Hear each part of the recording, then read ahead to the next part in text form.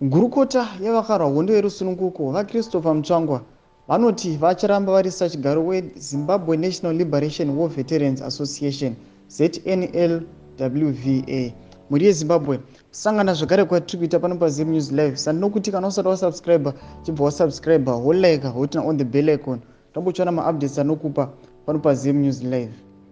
Izvi zvinouya mushure mekunge chikwata chevarwi vehondo yerusununguko chinotungamirwa navaAndreas Ethan Madibela vazivisa kuti vaMutsvangwa vakambomira kuve sachigaro weZNLWVA muna Mbudzi 2019 apo makore avo mashanu ekutanga kutonga. Vachitaura nevatori venhau muHarare nechishanu, vaMutsvangwa vakati ZNLWVA ichaita congress munguva pfupi iri kutevera yekusarudza utungamiri hutsva.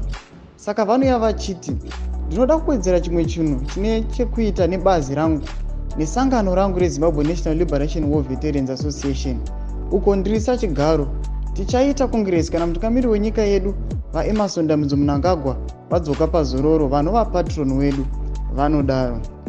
ZANU-PF iDNA yedu sevarwi vehondo, uye tinoda kutenda mutungamiri wenyika vaEmmerson mnangagwa nekudzoredzera bazi redu.